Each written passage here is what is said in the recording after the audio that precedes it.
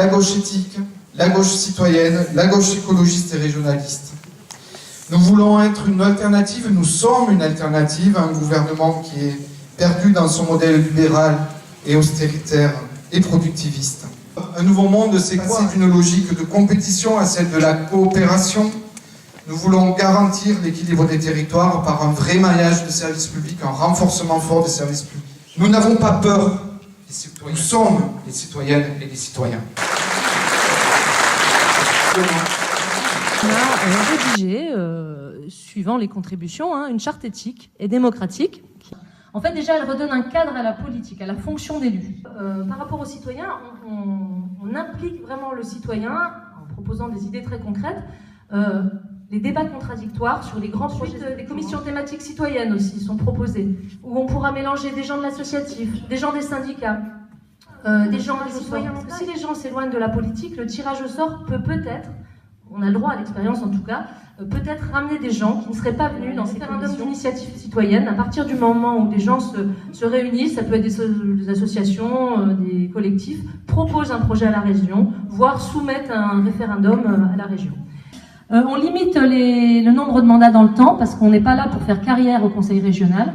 On contrôle l'assiduité des élus. Voilà, pour vous donner quelques exemples dans ce cadre de la fonction d'élu. Collégialité au sein de l'Assemblée régionale. Ça, c'est très important parce qu'il y en a marre des hyper-présidents, des super personnes qui font tout, qui décident tout. Voilà. D'ailleurs, cette campagne, elle est très collégiale. On a notre tête de liste, Gérard, qui est là. On le soutient tous. Et par contre, la campagne s'est faite vraiment dans un esprit collégial. Et ça, la création d'un fonds régional pour l'emploi, pour la formation et pour la transition écologique. Nous devons, avec les populations concernées, reconquérir les services publics perdus. Je dis bien reconquérir et pas organiser ou réorganiser. Reconquérir. Avec, bien sûr, l'aide des populations. Et le dernier point que je voudrais amener, c'est donc la bataille des élus pour exiger des dotations justes. Bravo. Alors, les collectivités. On va trouver des choses qui marchent. On veut le meilleur pour tous. On ne va pas faire du plus petit dénominateur commun. On ne va pas dire on prend le minimum et le reste on verra plus tard. On va essayer de prendre ce qui marche et de l'amener, de le monter pour tout le monde, de le mettre pour tout le monde. Pour que les gens montent dans les transports collectifs, il faut que ce ne soit pas trop cher, il faut que le tarif il soit attractif, qu'il soit simple, qu'on comprenne tout au premier coup. Donc les tarifs, il faut qu'ils soient sociaux. Un monde où les entreprises, on l'a dit tout à l'heure, seraient implantées proches des lieux de vie des gens. Il y a vraiment un champ politique sur lequel le conseil régional peut vraiment agir en ne laissant pas la main ni aux juristes ni aux sous-préfets qui administrent les collectivités territoriales. Le rôle du politique, c'est effectivement de faire évoluer la loi et de rendre légitime, devienne légale demain. Sur la base des résultats que l'on a aujourd'hui en termes de formation, que ce soit sur le territoire national ou même en Midi-Pyrénées, il faut impérativement privilégier le service public. L'argent public doit servir en priorité au service public. Le service public, que ce soit les Greta, les lycées, les centres de formation publics, plutôt que les formations privées qui bénéficient de crédits du conseil régional. Ça veut dire aussi une approche que l'on n'a pas aujourd'hui, c'est-à-dire qu'une approche, au lieu de distribuer, j'allais dire, de l'argent public aux centres de formation, qu'ils soient publics ou privés, d'essayer d'avoir une approche par branche. Je crois qu'on peut contractualiser avec les branches pour faire en sorte que la formation qui est réalisée avec de l'argent public bénéficie d'abord aux citoyens et ne vienne pas enrichir, j'allais dire, les organismes ou les officines privées. Cette grande région de 6 millions d'habitants, il y a 1 million de personnes qui vivent en dessous du seuil de pauvreté, dont 20% de jeunes. C'est pas possible. J'ai été à l'initiative dans le précédent mandat du Fonds social des cantines pour les lycées. Un nouveau maillage du territoire, un nouveau modèle de société, un nouveau modèle basé sur le vivre ensemble. Il y aura de la concertation, on s'appuiera sur les expertises associatives, des collectifs, des syndicats, de façon à aller au plus près des besoins des gens. Il faut repartir des besoins, des gens au plus près de leur territoire en préservant le vivre ensemble de proximité, la qualité de vie. Alors, si on veut relocaliser l'emploi dans les territoires, il faut les mettre en lien avec la formation des jeunes. La région est compétente sur la carte des formations. Elle le sera encore plus à partir du mois de janvier, puisqu'elle en aura le pilotage direct. Donc elle est tout à fait capable d'ouvrir des sections professionnelles dans les lycées professionnels sur le territoire, en lien avec les métiers d'avenir, les métiers innovants. Et ça fera venir les entreprises et nous les accompagnerons ensuite pour s'installer dans les territoires fragilisés. Donc il faut que chacun puisse avoir accès aux biens communs dans ce nouveau monde en commun. Responsabilité des politiques. Et donc je crois qu'aujourd'hui, le danger auquel on est confronté, c'est qu'on est en train de produire des inégalités, on le sait, on est en train de mettre en place la compétition des territoires, comme on met en place la compétition des services publics, et à terme, c'est vrai qu'on va accroître, eh bien, on va accroître les souffrances, on va accroître tous les types de discrimination. Alors c'est vrai, entre les zones rurales et les zones urbaines, vous voyez bien que les métropoles qu'on met en place avec la loi NOTRe, elles s'inscrivent dans une conception qui est axée sur la pression, sur les revenus, sur les personnes, pour optimiser les finances, mais elles vont se creuser également au sein même des villes. C'est-à-dire qu'au sein même des villes, au sein même des métropoles, il y aura des différences et un fossé qui se creusera entre les plus pauvres, entre les plus riches, entre ceux qui seront nés là, ceux qui seront nés ailleurs. Et finalement, c'est tout notre potentiel de développement, c'est toute notre société qu'on est en train de déliter. Une région face à la direction de la SNCF. Une région face y compris au rectorat et à l'éducation nationale.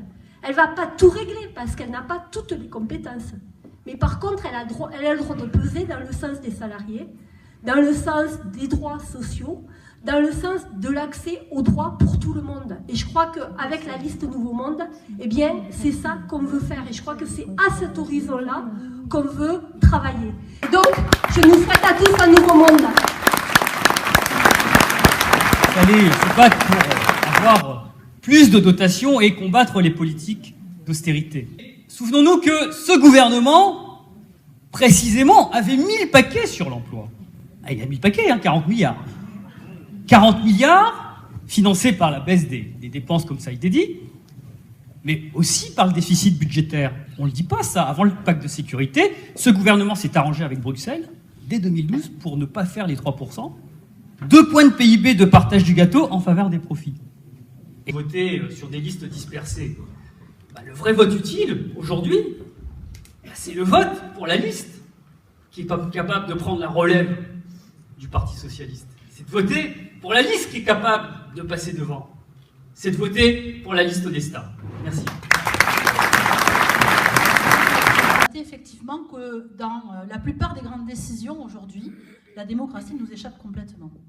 Et à juste titre, c'est quelque chose qui fait que la plupart de nos concitoyens, en tout cas beaucoup et beaucoup trop, se désintéressent de la politique, ne veulent plus entendre parler des politiques, et puis, ma foi, finalement, contribue aussi, quelque part, à continuer un système qui fait qu'on a un système délégataire, très délégataire dans la Ve République, où les élus, finalement, finissent par considérer qu'ils n'ont plus de compte à rendre et qu'ils n'en rendent pas. Nous, on veut changer tout ça. On veut changer tout ça et dire que, bon, d'abord, la démocratie, c'est donc la démocratie jusqu'au bout et qu'il faut trouver des moyens, des médiations démocratiques pour que les hommes et les femmes dans cette région puissent décider, puissent d'abord débattre en amont. Mais moi, je suis convaincue qu'avec un vrai débat démocratique, avec aujourd'hui les vrais enjeux, je pense en particulier les enjeux écologiques, avec la COP21 qui commence, on comprend bien que c'est quand même primordial. Je crois qu'il faut savoir écouter. Je vous remercie.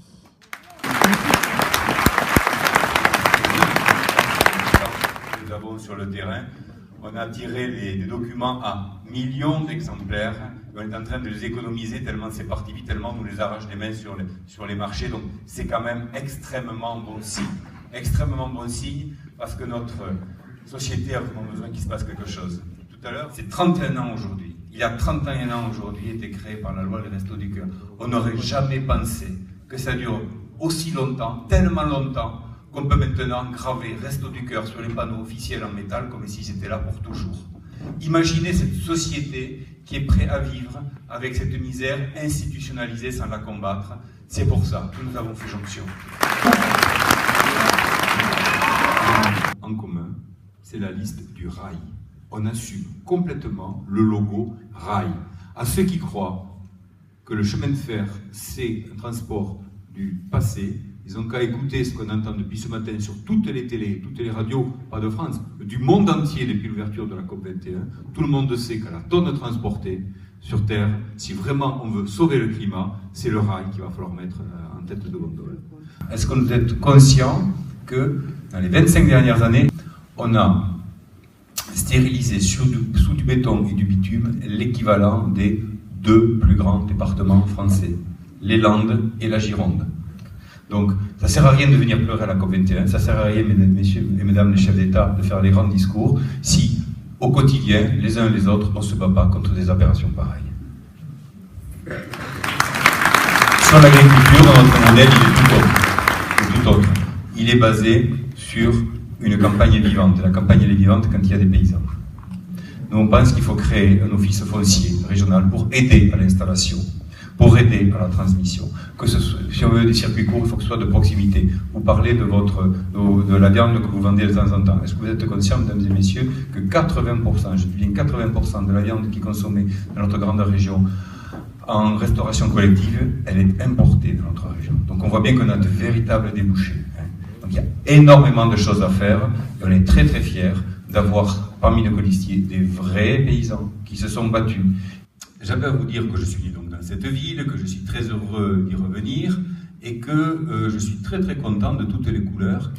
On est de gauche, mais une gauche qui n'a pas renoncé. Une gauche qui défend encore ses valeurs. Une gauche qui met l'éthique au cœur de son moteur. Qui met Fabius, il ne peut pas continuer à accueillir le monde entier pour dire il faut penser climat en défendant encore Notre-Dame-des-Landes. Il y a des moments, il faut être cohérent. Conclure en vous disant regardez bien ces gens-là. Regardez bien ces gens-là. La plupart d'entre eux, vous les connaissez. Vous les avez vus dans des luttes sociales, dans des luttes environnementales, tout simplement pour s'opposer aux fachos qui croient que ça y est, leur tour est arrivé, il faut un tour pour que leur tour ne soit pas arrivé. Ce tour-là, aussi, c'est le nôtre. Ces gens-là, ce sont des gens de conviction, des gens qui ne vous ont jamais trahis.